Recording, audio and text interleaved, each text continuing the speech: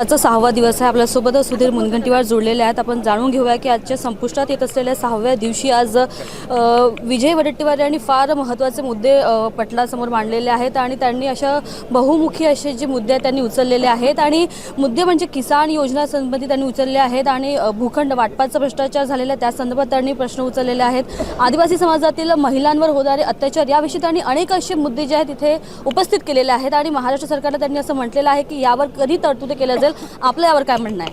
नाही, त्यांच्या म्हणण्यावर माझं काय म्हणणं आहे? माझं स्वतंत्र म्हणणं आहे।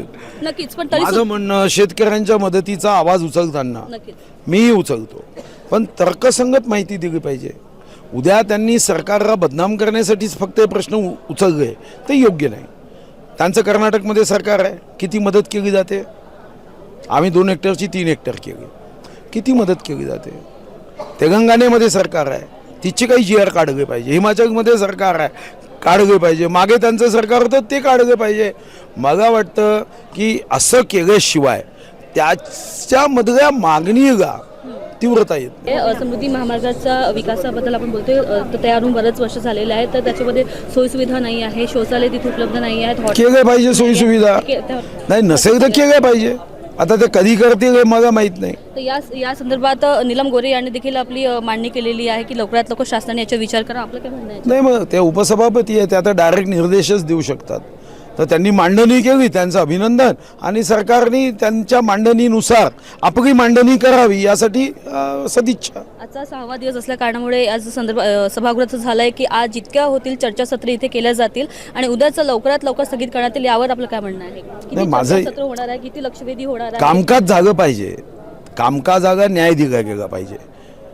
जे विषय मांडले जातात त्या विषयाकडे सकारात्मक दृष्टिकोनातून पाहिलं पाहिजे आणि विषय सोडवता येत नसेल तर तर्कसंगत उत्तर दिलं पाहिजे। नक्कीच, महाराष्ट्रभरातून आपल्याकडे आता आंदोलनं आलेली आहेत। आजच्या घडीला 13 आंदोलनं आपल्या नागपूरच्या जमिनीवर आलेल्या आहेत।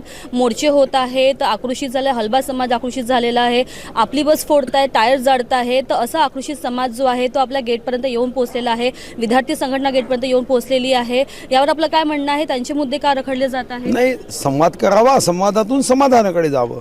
चर्चा, संवाद यातून आपण, शेवटी जनता आपली आहे, आपण त्यांच्यासोबत संवाद केला पाहिजे, संवादातून समाधानाकडे गेलं पाहिजे। नक्कीच, थँक्यू। तर हे होते आपल्यासोबत सुधीर मुनगंटीवार यांनी आपल्याला सांगितलेलं आहे की या यंदाच्या ज्या अधिवेशनामध्ये आहे, आज 6वा दिवस असल्या कारणामुळे फार मोठ्या चर्चासत्र इथे झालेले आहे, लक्षवेधी मांडण्यात आलेले आहे आणि नक्कीच या लक्षवेधीमध्ये जे काही आहे ते महाराष्ट्र सरकार नक्कीच इथे पाठपुरावा करणार आहे। आपण बघत आहात नागपूर समय, कॅमेरा पर्सन वीरेंद्र खोबरागडेसह रिंकू पांतावणे, नागपूर।